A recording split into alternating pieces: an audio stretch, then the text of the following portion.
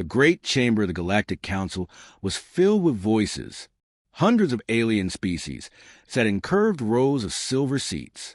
Their eyes, tentacles, wings, and claws all pointed toward the center, where a tall platform rose above the floor.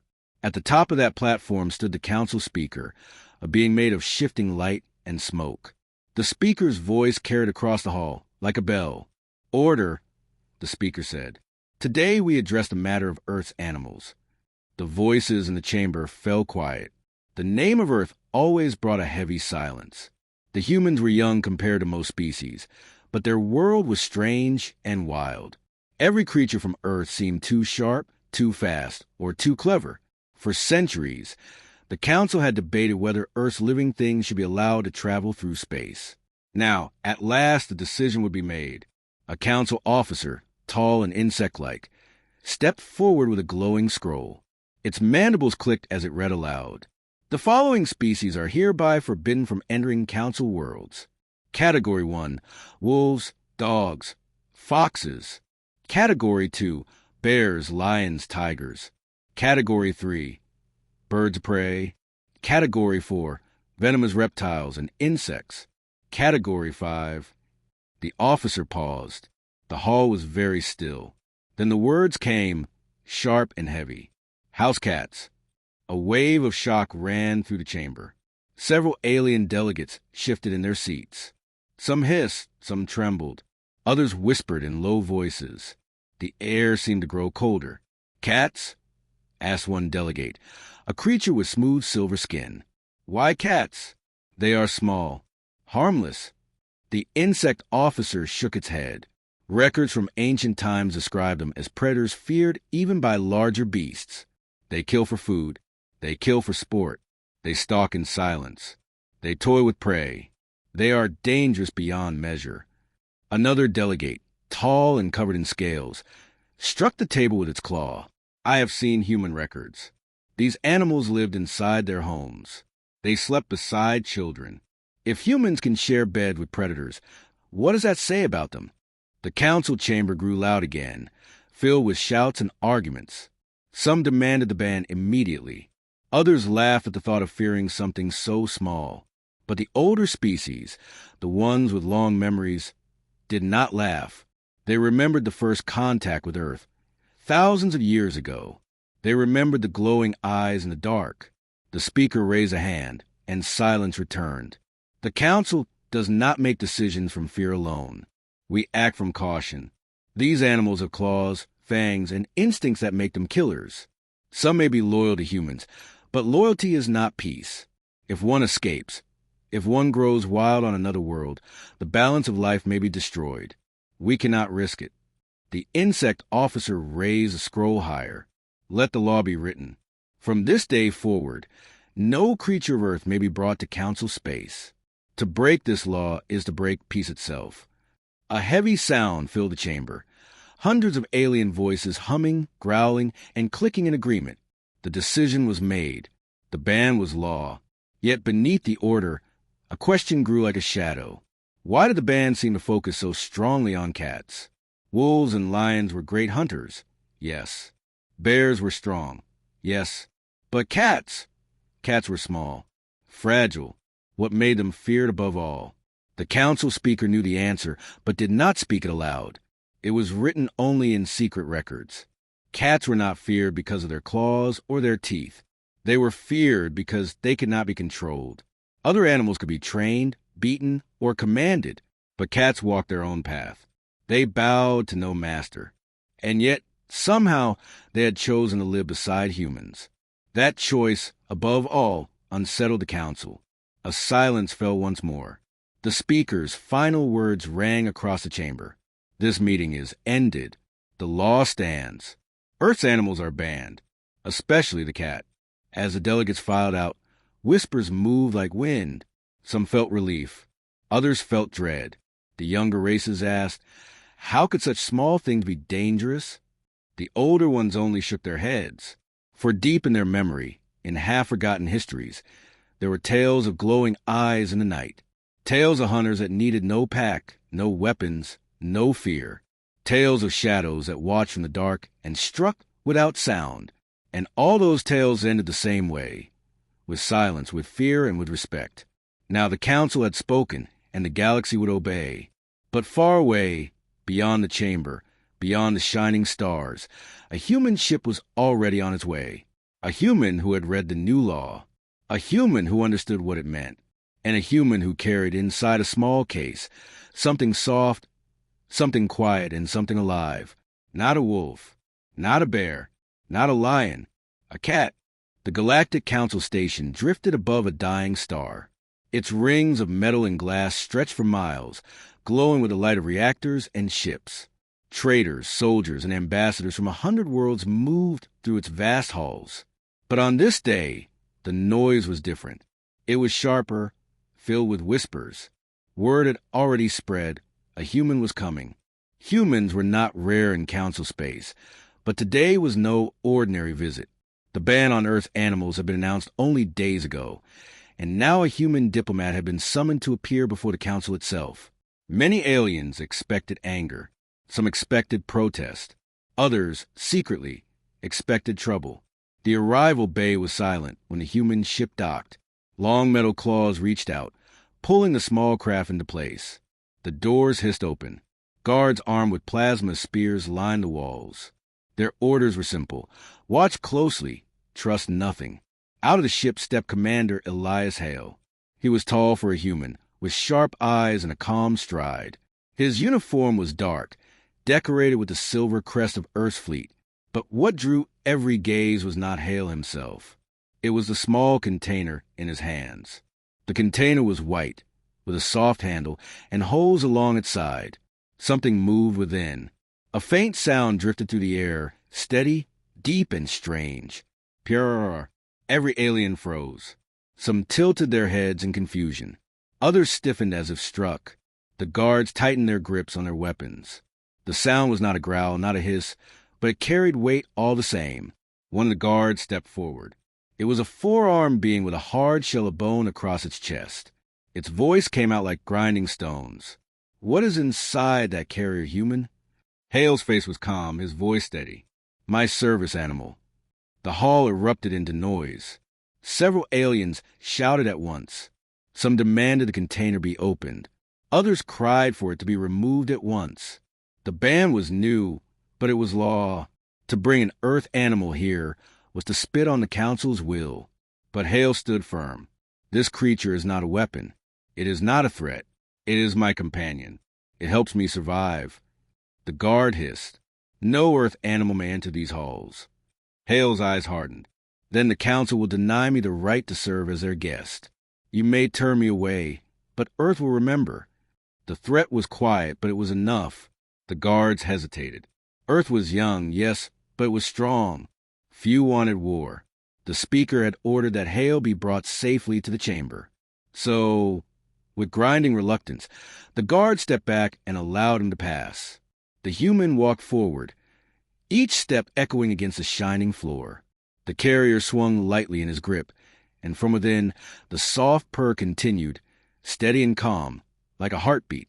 As he passed, aliens leaned away from the carrier. Some covered their eyes, as if afraid of being seen. Others whispered, "It cannot be. Is it truly one of them?" The journey to the council chamber was long, through halls lined with banners of ancient empires. Yet at every corner, the human was watched. Fear traveled faster than footsteps. By the time Hale reached the chamber doors, the room inside was already buzzing with tension. The speaker's voice boomed from within. Let the human enter. The tall door slid open. Hale stepped into the largest hall in the galaxy. Thousands of eyes turned toward him. The curved rows of silver seats were filled with alien leaders, their bodies shining, writhing, or glowing with strange life. At the top of the platform stood the speaker, light and smoke bound into shape. But no one looked at the speaker. No one even looked at Hale. Every gaze locked on the carrier in his hand. The speaker's form rippled. "Human, you stand before the council. We see you bring something forbidden." Hale placed a container on the table before him. The purr grew louder. Calm, patient, he spoke with care. "This law was made in haste. My companion is no danger. Without it, I cannot perform my duty. Deny me and you deny Earth's voice. The council erupted. Some delegates shouted for his arrest. Others demanded the carrier be opened. The sound filled the vast chamber like a storm. The speaker raised its hand, and silence fell again. Very well, it said. Open the container. Let us see. Hale's hand touched the latch. The chamber leaned forward. The air grew heavy. Guards tensed, ready to strike. With a slow motion, the latch clicked. The door swung open. Out stepped a small black creature with golden eyes that glowed under the chamber lights. It moved with quiet grace, tail high, paws soft against the table. It blinked once, stretched, and then sat, as if the entire galaxy were its throne. The purr filled the silence. Aliens stared in horror. Some recoiled. A few shook in their seats. The ancient fear was alive again. Hale smiled, his voice calm. Council members, allow me to introduce my cat. The little black cat sat on the polished council table. Golden eyes unblinking, tail curled neatly around its paws. It seemed impossibly calm. Yet to the gathered delegates, its stillness was worse than any roar. No one spoke. Thousands of eyes stared at the tiny creature, waiting for claws, for fangs, for violence. But the cat simply tilted its head and gave a soft meow. The sound cut through the silence like a knife. Several delegates flinched. A tall, winged creature tucked its feathers tight against its body. Another, shaped like liquid metal, rippled as if struck by lightning. The speaker's glowing form shifted uneasily. Human, what manner of defiance is this? The ban was made clear. Why do you bring this predator into the heart of our council? Commander Hale stood tall. His voice was calm, measured. This is no weapon. This is my service animal. It travels with me by law of Earth. It helps me in ways machines cannot. It is not here to threaten you. It is here because I need it. The insect officer from earlier clicked its mandibles in anger. A human weakness cannot excuse danger to us all. That beast carries claws sharper than blades. It hunts for pleasure. It cannot be trusted. The cat yawned, baring sharp white teeth. The chamber gasped. A delegate from a prey world nearly fell from their seat. The tiny creature stretched, arched its back, then calmly lay down again, purring. Hale rested one hand on the cat's back. The sound of its purr grew louder, filling the chamber like a low, steady drumbeat. You see claws and teeth, Hale said softly. I see peace. I see the bond of trust between my kind and this animal. It calms me. It guides me through shadows of fear. It is not danger, it is comfort. The speaker's form shimmered. Comfort? Explain. Hale nodded. On Earth, some humans face storms inside their own minds. Darkness that blinds them. Fear that drowns them. Machines can heal bodies, but not the soul. This animal, this cat, anchors me. When fear rises, its presence reminds me that I am not alone. Its rhythm steadies my own. Without it, I would not stand here as your guest. The words rippled through the chamber. Some delegates whispered. Others frowned in disbelief. To them, the idea that such a small predator could heal rather than harm seemed absurd. The scaly delegate slammed its claw against the desk. Lies! No predator calms prey. No hunter gives peace. This is trickery. We know of cats from ancient times. They are demons with glowing eyes. They see in darkness. They strike without sound. They play with death. At that moment, the cat slowly rose and padded across the table. Each step was silent. Its body flowed like liquid shadow. The scaly delegate froze as the cat approached, golden eyes fixed upon it. The chamber held its breath.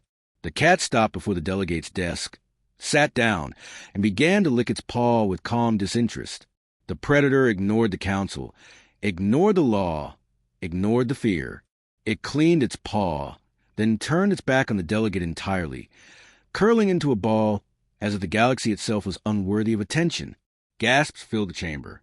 The display was more terrifying than any hiss or claw strike. This creature had no fear of them, not even here, in the heart of alien power. Hale's voice broke the silence. You see? It bows to no one, not even me.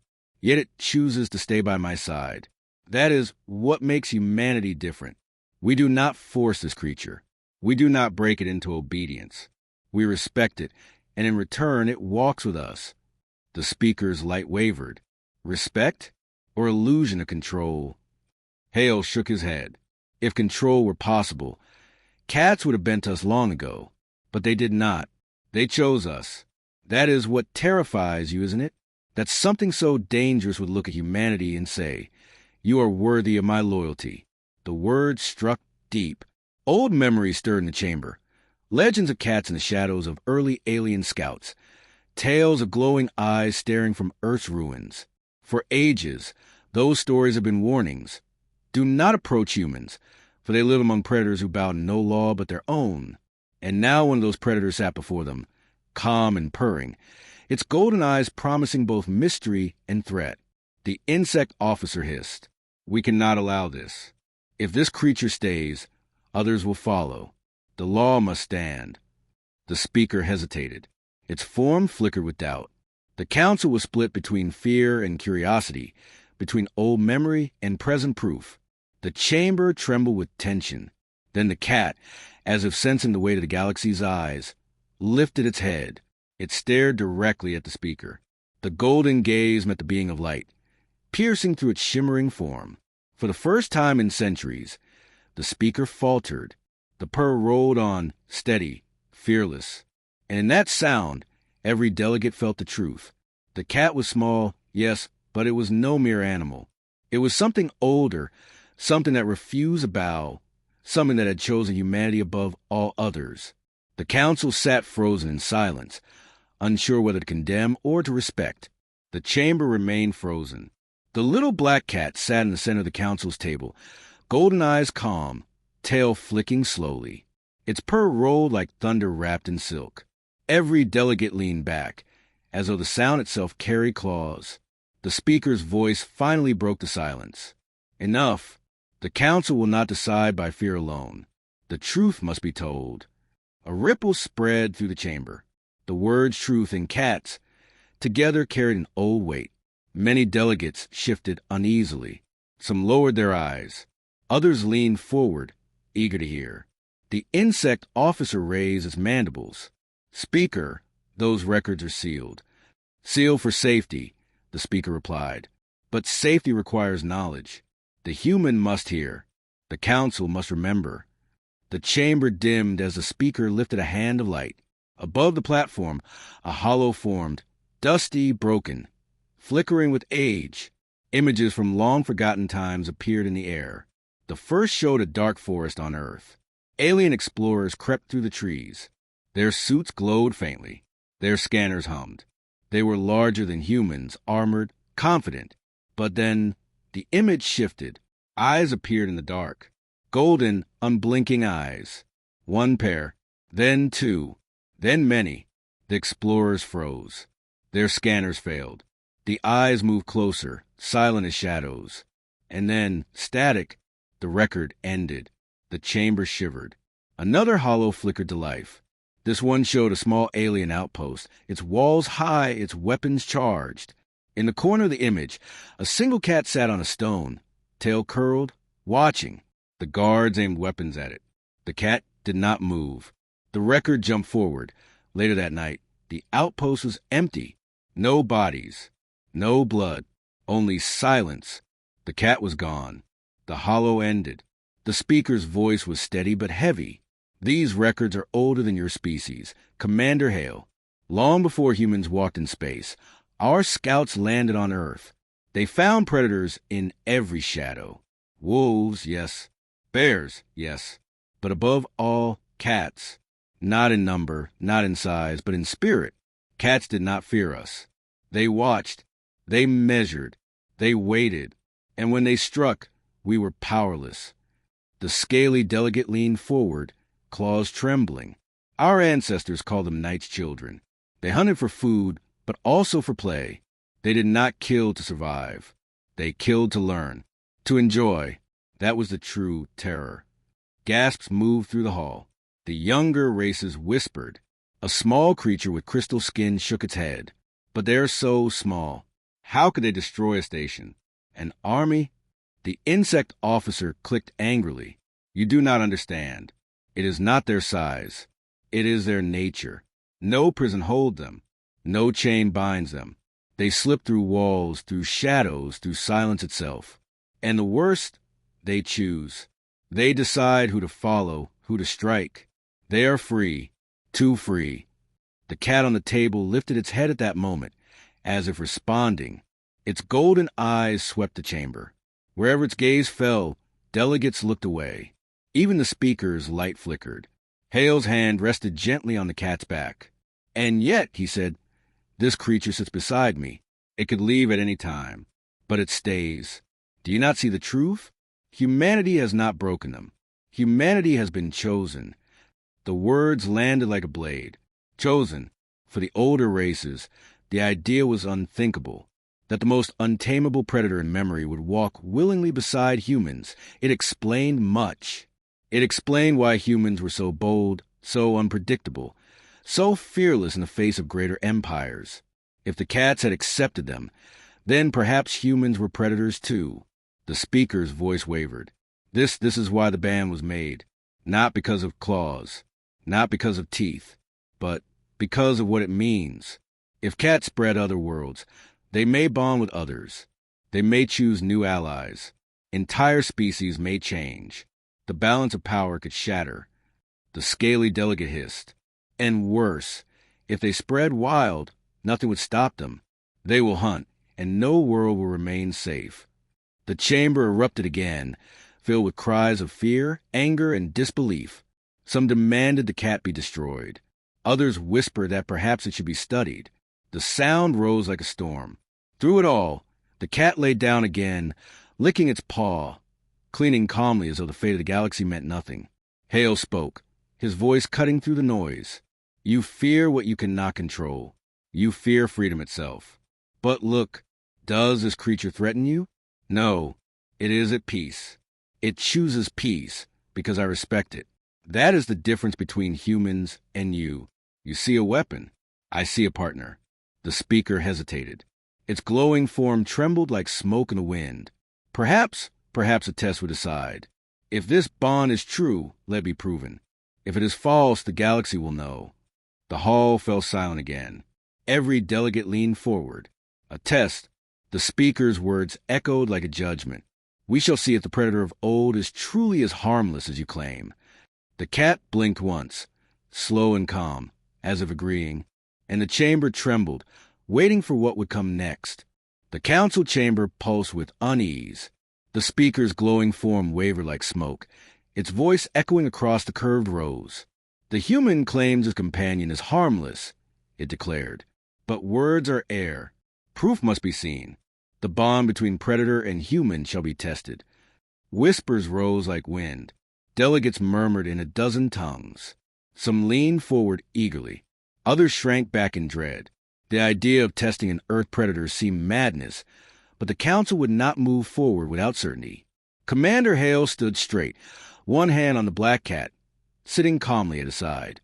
The cat licked its paw as if bored, purr vibrating softly in the heavy silence. Hale's jaw tightened, but his voice was steady. Very well. Test us. But understand, if you call this creature dangerous, then you must also call me the same. Where it walks, I walk. Where it chooses, I choose. The chamber rippled with gasps. Hale's words carried the edge of challenge, but also loyalty. The council could not ignore them. The speaker lifted a hand of light. Bring the chamber. Far below the council floor, deep inside the station, a new room was prepared. It was circular, its walls lined with shimmering energy shields. The floor was bare metal, cold and sharp. Guards with plasma spears stood at every corner. Behind transparent barriers, delegates gathered to watch, their bodies glowing, twitching, or trembling with anticipation. In the center, 2 platforms rose. On one stood Hale with his carrier.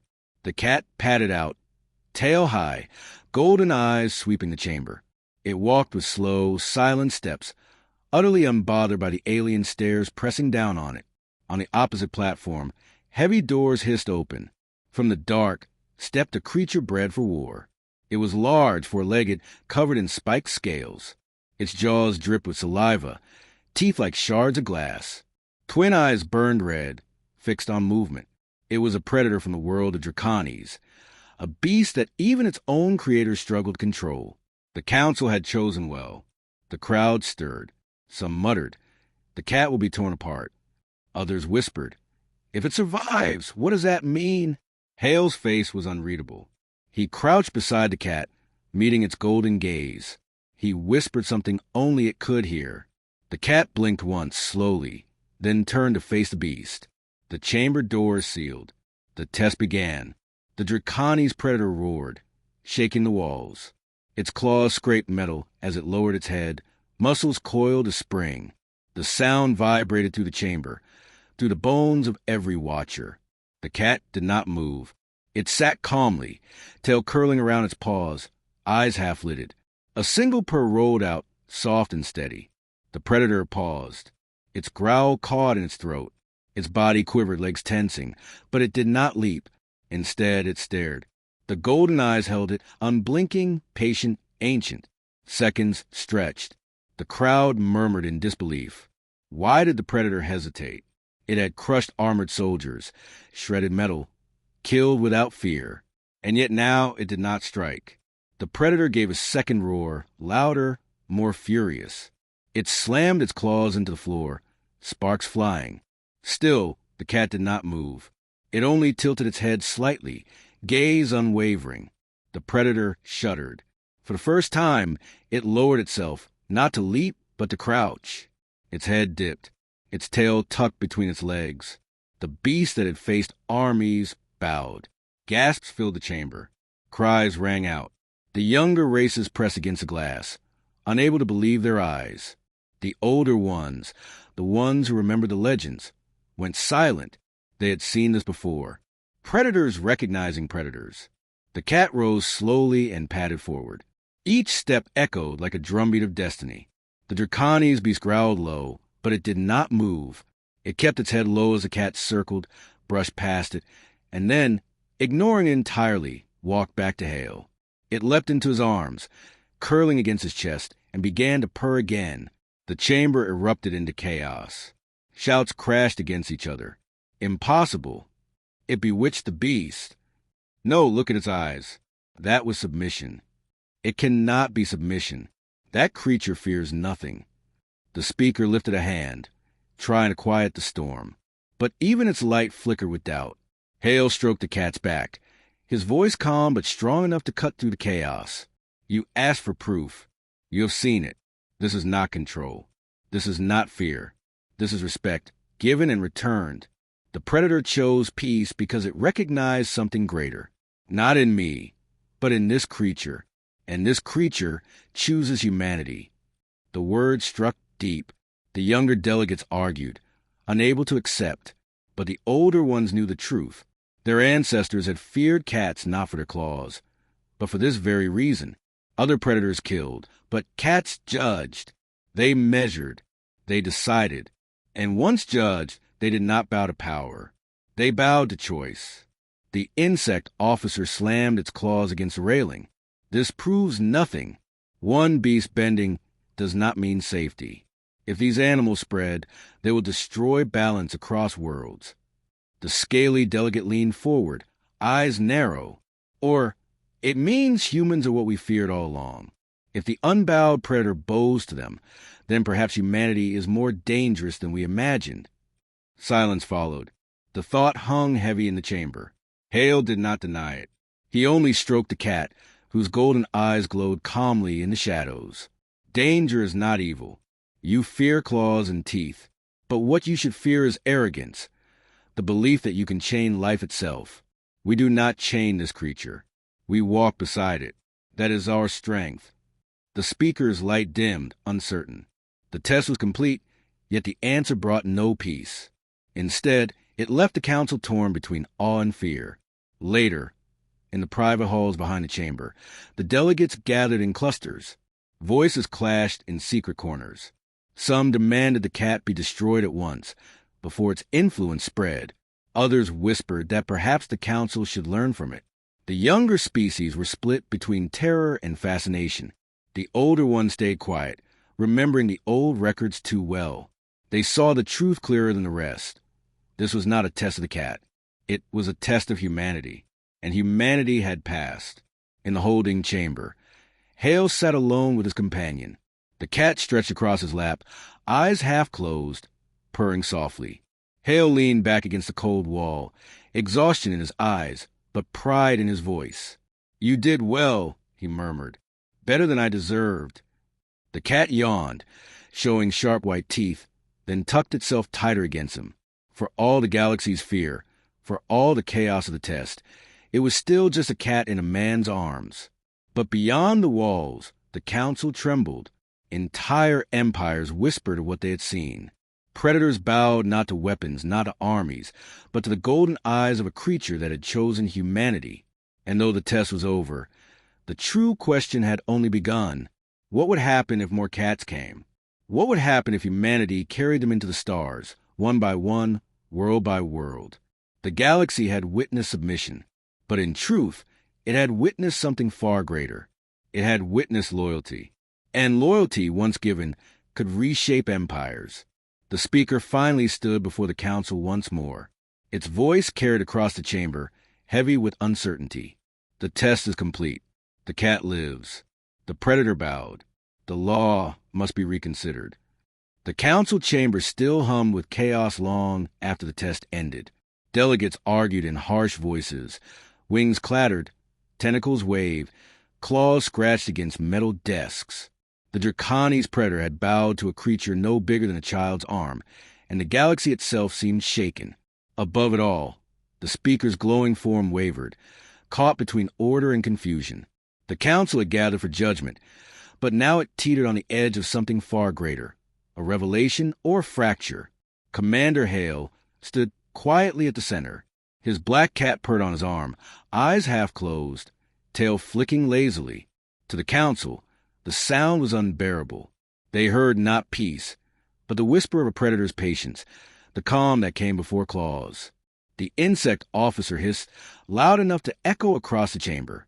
"This is deception. The beast only spared the Draconis predator because it was afraid. If loosed, it would kill every living thing here."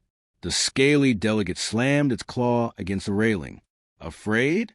Did you not see? The Draconis beast was broken before it could strike." The cat never moved, yet the predator submitted. That was not fear, it was recognition. Recognition of what? Demanded a feathered delegate with bright eyes.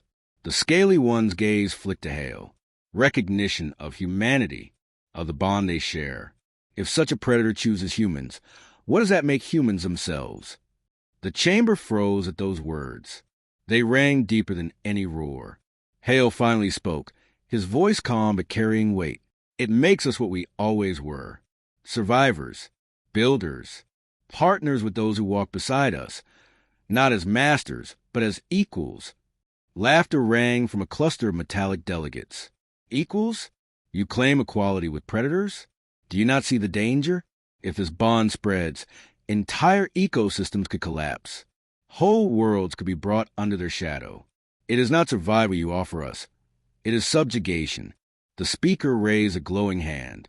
The arguing voices dimmed, though unease still boiled beneath the surface. "The council must decide," the speaker said. "Shall Earth's animals remain banned, as safety demands?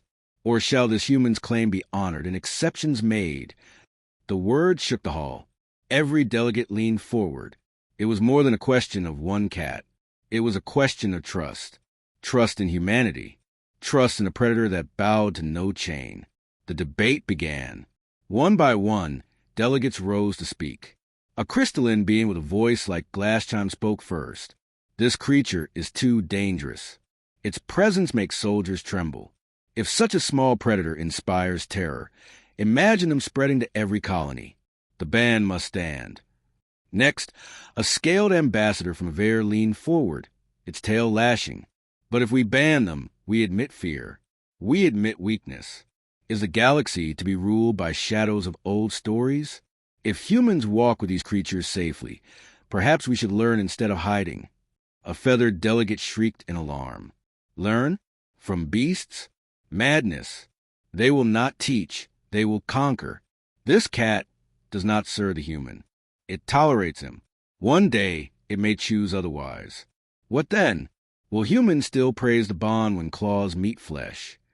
Murmurs rolled through the hall.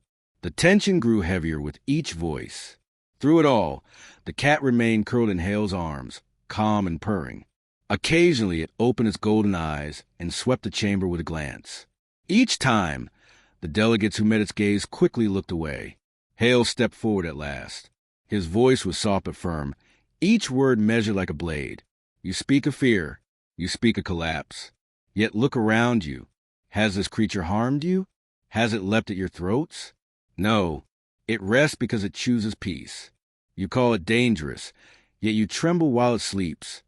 He raised the cat higher, letting its golden eyes reflect across the hall. That is what you truly fear. Not the claws, not the teeth. You fear that something you cannot control chooses us. You fear that respect and trust, not chains and whips, are stronger bonds than any you've ever known. The chamber stirred. Some delegates shifted uncomfortably. Others whispered among themselves. Hale pressed on. Do not mistake this bond for weakness. It is the core of who we are.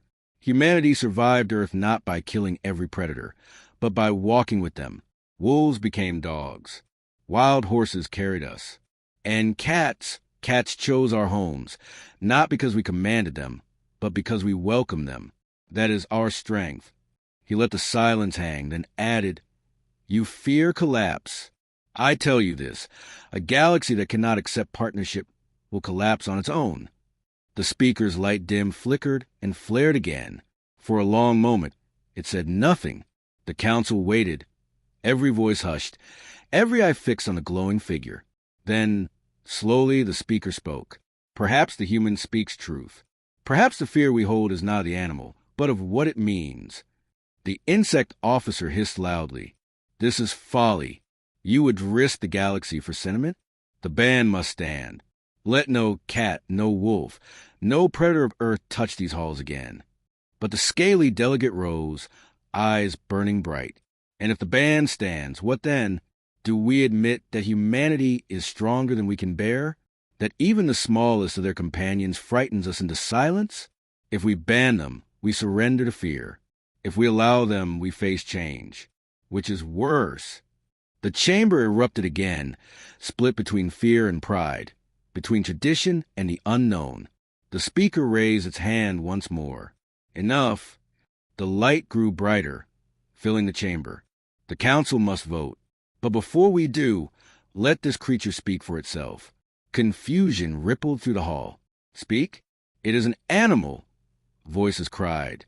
But the speaker gestured, not with words, with choice. The guards lowered the shields. The council chamber opened. The cat was free to move. Every delegate leaned forward, tense and afraid. If the cat attacked, humanity's claim would crumble. If it fled, the bond would be broken. But if it chose, the cat blinked, yawned, and leapt lightly from Hale's arms. Its paws made no sound on the polished floor. Slowly, it padded through the chamber, weaving between delegates' desks. Eyes followed it in terror. Some leaned away, others froze in their seats. At last, the cat leapt onto the highest desk of all, the speaker's platform. The light being froze as the cat walked across its shimmering form and curled up in the very center of its glowing chest. It purred, loud and steady, as though declaring ownership of the chamber itself. The council gasped. The speaker's form flickered wildly. Yet the cat remained, eyes half closed, utterly at peace. Hale smiled faintly. It has chosen. The silence that followed was deeper than space. The council stared at the cat on the speaker's chest, a tiny black shadow glowing against the light. The speaker's voice came at last, softer, shaken. This is unprecedented. The insect officer hissed furiously. Destroy it. End this farce. But the scaly delegate shook its head slowly. No, the choice is clear. The predator chose peace. The predator chose humanity. To deny this truth is to deny reality itself. The speaker lowered its glowing head. The law must be changed. Gasps rippled across the hall. Earth's animals shall remain restricted. the speaker continued. "But with one exception, the service animal, carried by its human partner. For they are not masters and pets, but companions bound by choice." The chamber was still ringing with voices when the speaker's light pulsed again. The delegates fought to be heard, their words clashing like blades. Some demanded that the ruling be reversed, that the cat be destroyed before it brought doom to the galaxy. Others insisted the moment had proven humanity's bond, that to deny it was to deny the truth that every eye had witnessed. The speaker raised its hand alight, and silence fell once more. Its glowing form flickered with strain, as though the weight of ages bore down upon it. "The council has spoken," the speaker said, its voice resonant, heavy with decision. "Earth's predators remain forbidden, save those bound in service to humans. This law shall stand. But hear me. If ever these bonds are broken, if ever these predators spread unchecked, the full might of the galaxy will fall upon Earth." The words cracked like thunder. No one in the hall doubted them. Commander Hale's face was calm, but his eyes burned with quiet triumph. He bowed his head respectfully, then lifted the black cat higher in his arms. The little creature stretched, yawned, and licked its paw as if nothing of consequence had occurred. Yet to the delegates, it seemed like a crown had just been set upon the human's head. The insect officer hissed sharply, its mandibles grinding. "This ruling is weakness. Mark my words, one day your precious bond will turn. And when it does, humanity will not protect you. The predator will strike you down as it did our ancestors." Hale's voice was steady. "Then we shall take that risk. Because trust is always a risk, but it is stronger than fear." The insect officer recoiled as though struck. The chamber began to empty. Delegates drifted out in clusters, their voices low, their eyes darting back toward a human and his cat. Some whispered of danger, others of opportunity. Some feared, others admired. But none ignored. For the first time, humanity had not just spoken to council, they had shifted it. Not with war fleets, not with politics, but with the quiet weight of a choice freely made. The scaly delegate approached Hale as the hall dimmed. Its yellow eyes glowed with thought. "Human, you have done more than change a law today. You have unsettled every power in this chamber. They will not forget." Hale nodded. "Neither will we." The delegate lowered its voice. "Some will see your bond as strength. Others will see it as threat. Be ready. This verdict is not the end. It is the beginning." The cat met the delegate's gaze then, eyes golden and unblinking. The alien shivered, its scales rippling. It bowed slightly before leaving, as though acknowledging not the human, but the creature that rested in his arms. Later, in the quiet of his quarters, Hale sat with the cat curled against him. The chamber's echoes still haunted his ears. The fear, the awe, the silence when the cat had chosen the speaker. "You caused quite a storm, didn't you?" he murmured. The cat purred, its golden eyes half closed, as if in agreement. Hale's thoughts darkened. This was more than a victory. It was a declaration. The galaxy now knew. Humans were not alone. Their oldest companions walked with them still, bound not by chains but by choice. To other species, it was incomprehensible. To Hale, it was simple. He reached out, scratching behind the cat's ear. "We survived Earth because of bonds. Not because we were the strongest, not because we were the fiercest, but because we built bridges with those who could have destroyed us."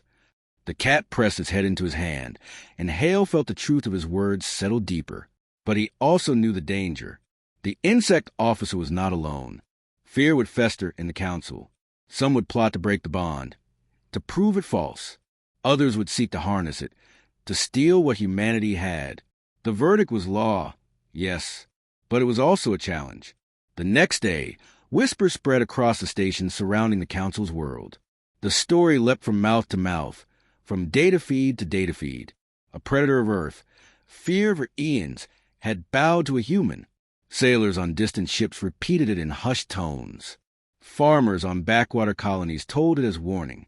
Soldiers on battlefronts carried it as rumor. Everywhere, the same conclusion emerged. Humanity was more dangerous, more mysterious than anyone had believed. Some called it proof that humans were chosen by predators. Others said it was manipulation, a trick. But no one dismissed it, and across the stars, quiet plans began. Spies sent reports. Strategists drew maps. Empires recalculated their odds. The galaxy had shifted. Back in the council chamber, the speaker sat alone, its glowing form dim.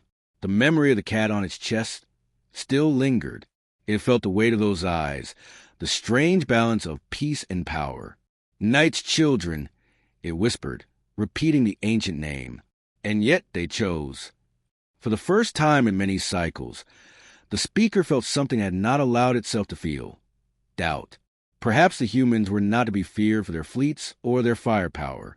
Perhaps the true danger was subtler, the way predators, and perhaps the galaxy itself, seemed to lean toward them. Hale prepared to depart. His shuttle awaited, its hull gleaming under the station's lights. A small escort gathered. Soldiers, aides, observers. All kept their distance from the cat. The insect officer appeared one last time, its mandibles twitching. Do not think this victory permanent. Human. The galaxy is wide. Shadows are long. Your bond will be tested again, and when it fails, your kind will fall with it. Hale met its many eyes without flinching. Perhaps you fear not the failure of the bond, but the strength of it. The officer hissed and stalked away, leaving the words hanging like a blade. The cat purred louder. Hale chuckled softly. I think we scare them more than we meant to. The cat blinked, slow and certain. As the shuttle lifted into the void, Hale looked out over the stars. The council's world shrank behind him, glowing like a jewel wrapped in shadow. His cat rested in the seat beside him, its eyes reflecting the stars as if they were prey to be watched, measured, and maybe someday claimed. The verdict was clear. The law was changed. But Hale knew this was only the start of something greater. For the first time, humanity had proven itself not just as another species in the council's halls, but as something older, deeper. Companions of predators who chose peace when peace was offered and claws when it was not. It was a bond no empire could easily break. The galaxy would test it. Fear would rise. Enemies would come. But so long as trust endured, humanity would not stand alone. Hale reached over, resting a hand on the cat's back. Its purr rumbled steady as the shuttle crossed into hyperspace. In that sound, Hale heard not just comfort, but a promise, one written in every shadow, every silent hunt, every golden eye that had ever watched humanity from the dark. The galaxy's apex predator had chosen, and in doing so, it had crowned humanity with something no council could ban, no empire could deny. Respect. The verdict had been passed, but the true judgment was only beginning.